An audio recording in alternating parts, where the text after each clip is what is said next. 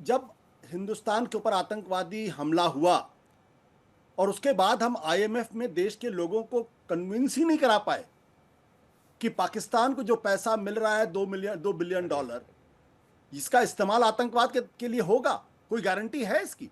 एक भी देश ऐसा नहीं हुआ जिसने इसके खिलाफ बात की और हमने एब्सटेन किया उसमें। तो हम कैसे मान लें कि दुनिया के सारे देश हमारे साथ हैं?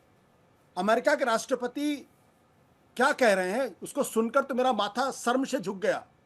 वो कह रहे हैं कि भारत और पाकिस्तान दोनों महान देश हैं। हम कह रहे हैं कि पाकिस्तान एक फेल्ड स्टेट है, रोग स्टेट है, वो आतंकवादी स्टेट है, और अमेरिका के राष्ट्रपति हैं वो कोई मामूली आदमी नहीं है, वो बहुत कुछ तय करते हैं ग्लोबल पॉलिटिक्स में। वो कह रहे हैं कि अमेरिका और भारत और पाकिस्तान दोनों महान देश हैं। वो ये भी कह रहे हैं कि प्रधानमंत्री नरेंद्र मोदी और शहबाज शरीफ दोनों ही महान नेता हैं।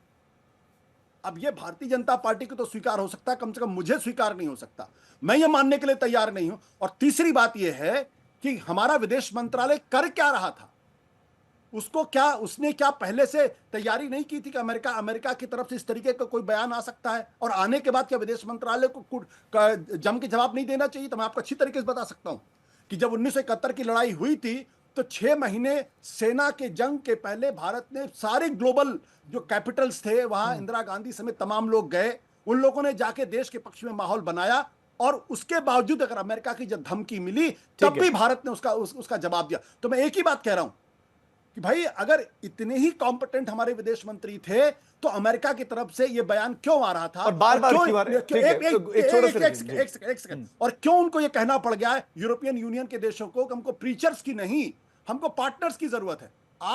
आपको जब दोस्तों की जरूरत है तो आप दोस्तों को आप डांट पिला रहे हैं। ऐसी विदेश नीति चलती है क्या?